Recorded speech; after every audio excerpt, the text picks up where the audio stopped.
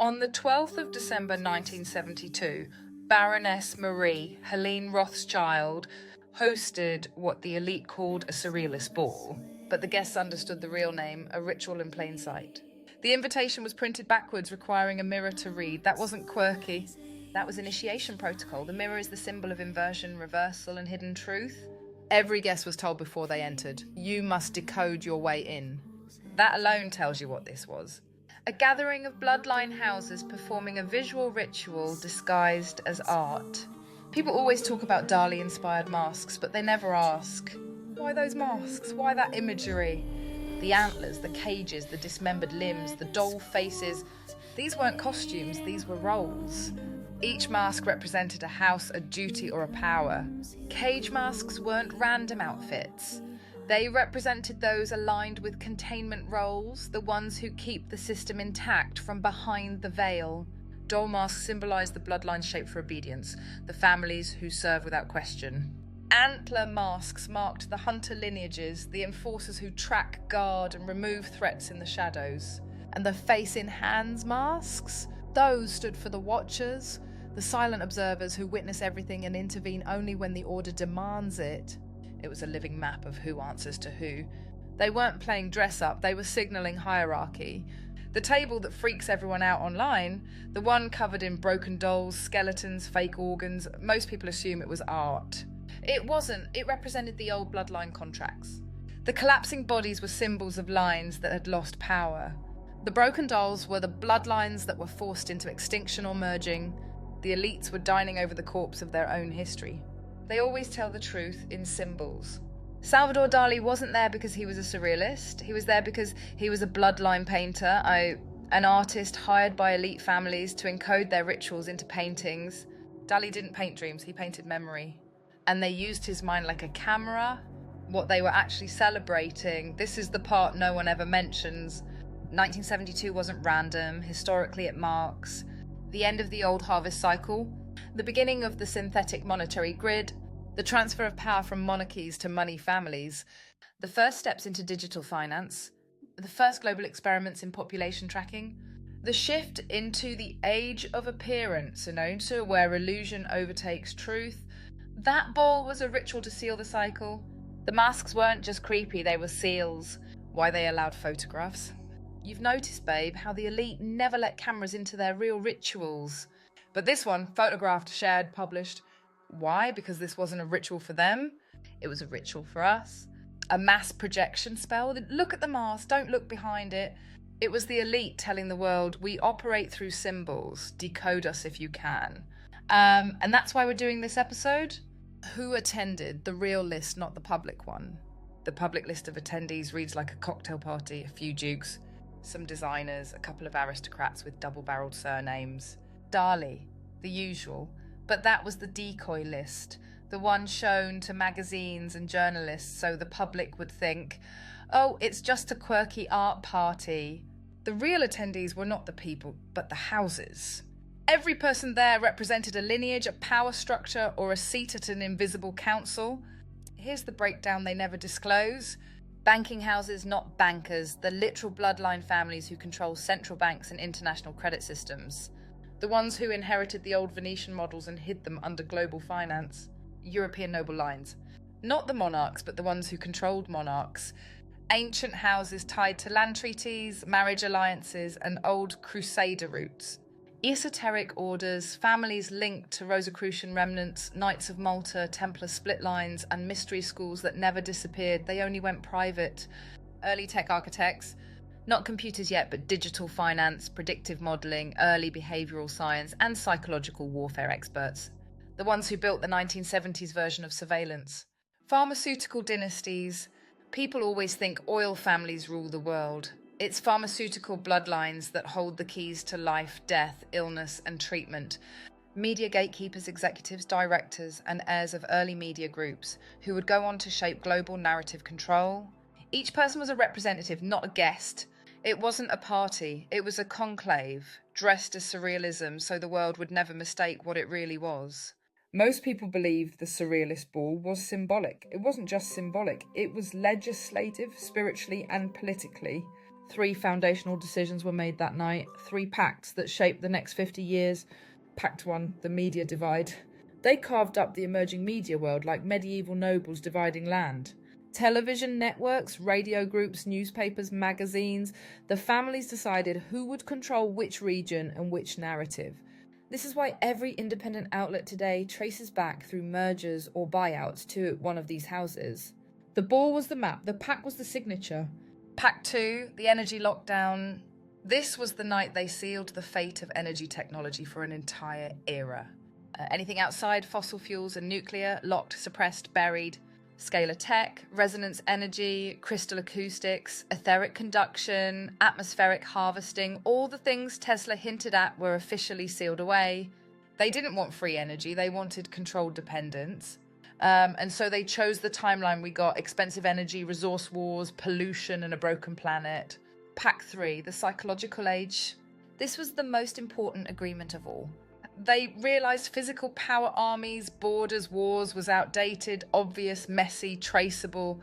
So they shifted into a new era: psychological power, influence instead of force, narrative instead of weaponry, distraction instead of chains. Advertising as hypnosis, entertainment as sedation, identity politics managed outrageous emotional programming.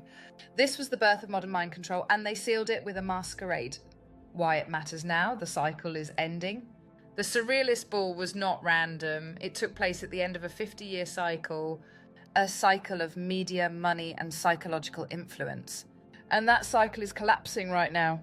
Everything they built on that night is cracking. Media is losing control, banks are shaking, old alliances are breaking. Their rituals are leaking, their symbols are being decoded, their secrecy is collapsing, their timeline is slipping. People think information exposes them. It's not information. It's expiration. The cycle is literally timed to end. From 1972 straight through to 2025, a flawless 50-year seal. The beginning and the ending of the same spell. Their mask system, their hierarchy, their psychological age, their dominance through illusion. It only worked in the era when the world believed the mask. Now the mask is falling, and when the mask falls, so does the spell. What happens when the spell breaks? This is the chapter you are missing, babe. The one they never want people to realise. Every ritual has 2 sides, the binding and the unbinding. The Surrealist ball was a binding ritual. They used masks, roles, symbols, and inversion to seal a cycle of control. But when the cycle ends, the unbinding starts. And we are living in the unbinding era right now. Here's what that means. Their hierarchy loses its charge. Masks have no power when people recognize the face behind them. Symbol systems collapse when the public begins decoding them.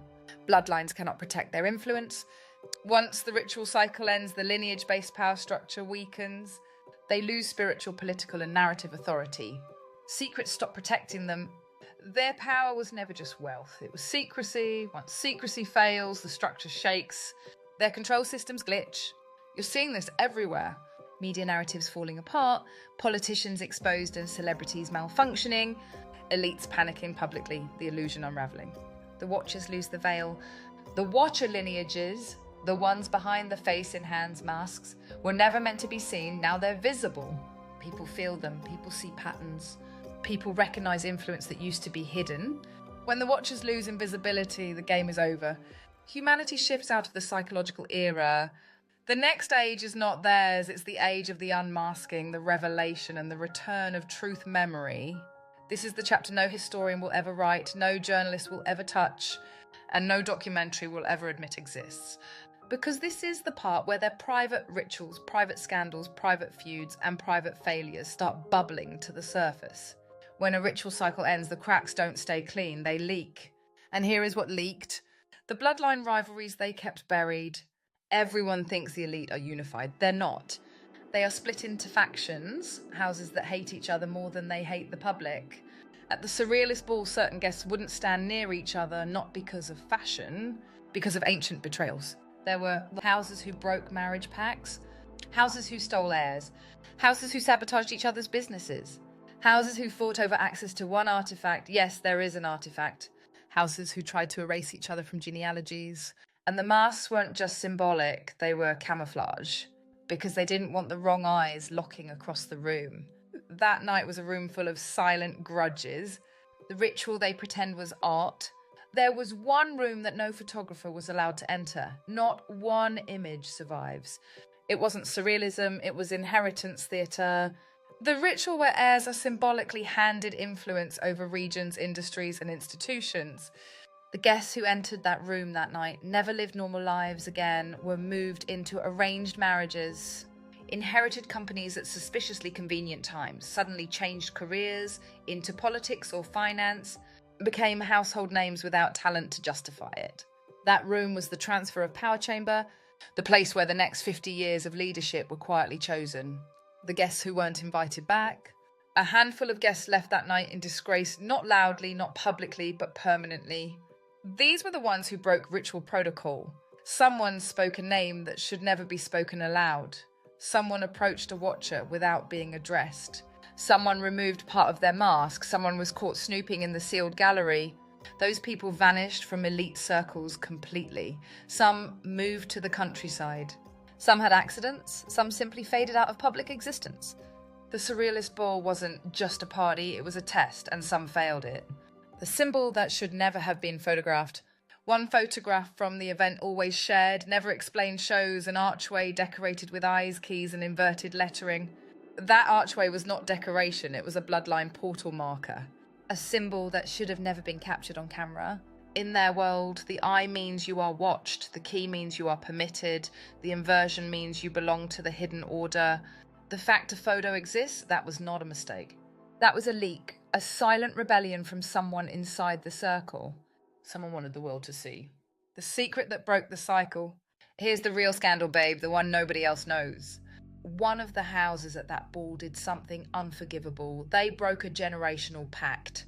They didn't marry into the assigned bloodline. They didn't offer their heir. They didn't surrender their lineage to the ritual map. And because of that betrayal, the entire 50-year seal fractured early. That's why everything is falling apart now. Not because the public woke up, not because the internet exposed them, but because one elite house said, no, we won't continue the cycle. And once one breaks it, the spell collapses. At the end of the night, one of the Watcher lineages reportedly said a sentence that was overheard and then quickly buried. In 50 years, we return the masks to the fire. 1972, 2022, 2025, exactly 50 years. This wasn't just the end of a ritual. It was the end of their mask era. The end of their secrecy, the end of their ability to hide behind symbols, the end of their bloodline monopoly. The unmasking has already begun, and here's the irony nobody ever talks about. The Surrealist ball wasn't dangerous because of what happened that night. It was dangerous because of what happened after. These families rely on unity. Rituals like this depend on every house playing their part, showing up, aligning, masking, cooperating. But one house refused to continue the cycle in the years that followed, not in a dramatic ritual way, but through business decisions, broken alliances, marriages that didn't happen, partnerships that fell apart, and political loyalties that shifted. A quiet refusal, a private rupture. It didn't topple the system overnight, but it did something far worse to them. It fractured the mask. Because their power never came from wealth alone. It came from a united front, a wall of families moving together behind the scenes. Once one house stepped out, even slightly, the rest could no longer hide behind symbolism, secrecy, and illusion. That's when the cracks began. Media control started slipping. Finance entered chaos. Their political dynasties lost stability. Their cultural influence weakened. Their public image turned brittle. Their symbolic language stopped working. And the internet, the very thing they tried to control, began exposing their patterns instantly. The mask era didn't fall because someone exposed them. It didn't fall because people became smarter. It fell because their unity dissolved and their rituals have no power without collective consent. The Surrealist ball symbolized the last moment they stood together, masked, choreographed, aligned. Everything after that became disjointed. By the time we reached 2022, 2025, a full 50 years later, the mask wasn't pulled off. It simply rotted away, because when one house breaks symmetry, the entire spell loses structure. And that is why you're seeing what you're seeing now. Politicians glitching, institutions collapsing, narratives breaking, families turning against each other, symbols losing power, the system cannibalizing itself. The ending of the Surrealist ball isn't a scandal, it's a metaphor for exactly what's happening today. They built a world on masks, and now the masks don't fit anymore, and everyone can see their real faces. That's the ending, not fiction, not fantasy, just the truth.